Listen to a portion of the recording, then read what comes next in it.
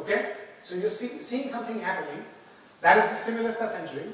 Okay? For you to make a rational decision, logical, mathematical decision, must come all the way in front. Are you with me so far? Yeah? Here's what happens though. Every stimulus must go through the center of your head, where there is a little part called the amygdala. And the amygdala is the house of emotions, is the house of feelings. Now, when you start feeling emotional about something, so there's a mismatch between one of your deeply held values and the situation at hand, here's a chemical reaction that happens in your brain. The amygdala, that little green thing in the middle, starts to secrete a chemical called adrenaline. Yeah? And as the intensity of the emotion gets bigger and bigger, what happens is that the amygdala starts to form a cloud, a foam on your brain, and then that foam cloud becomes bigger and bigger and bigger in such a way that it, for some time it covers up the neocortex. You with me? This is when very smart people do very dumb things. This is when Mike Tyson bites the ear off of Amanda Holyfield in that infamous boxing match. Many of you were not born at that time, but that's fine.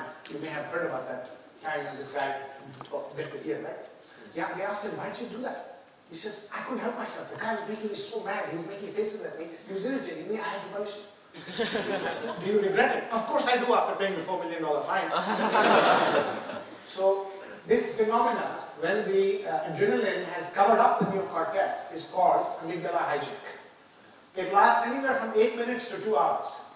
So when Grandmom said, before doing something in a heat of excitement, count to 10 or take a walk, she was trying to tell you, let the amygdala hijack pass.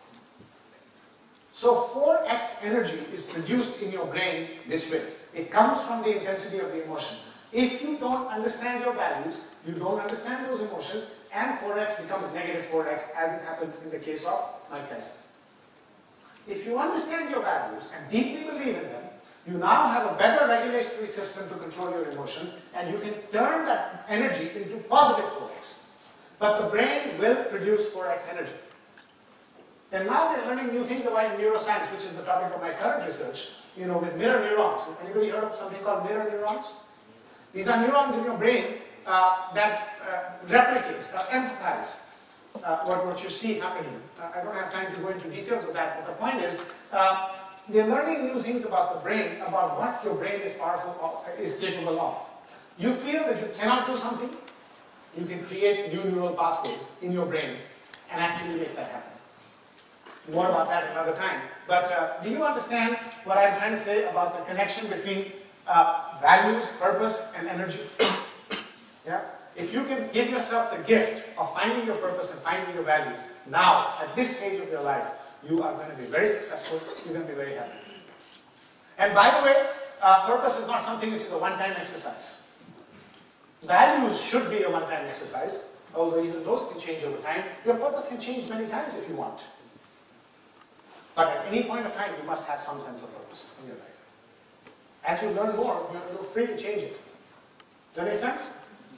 Okay, so basically, I think I'm going to, in a few minutes, bring this to a close. But it boils down to these 6 questions. Now, I have one final question for you. Can you, 2 or 3 questions. Can you create your own leadership success? Or does it depend upon the environment? And with all your best intentions, you want to do this, you want to do that, but people don't let you. Can you create your own leadership success? Yes. How many people believe that you can? And absolutely, the environment has nothing to do with it. Raise your hand. How many people believe, no, the environment, it depends. I mean, I have, yeah? Many of you, and the others are still thinking, or don't have an opinion? Okay, it's half and half, basically. All right. You're the master of your fate, or does the success and happiness depend on the environment around you? Half and half in the room.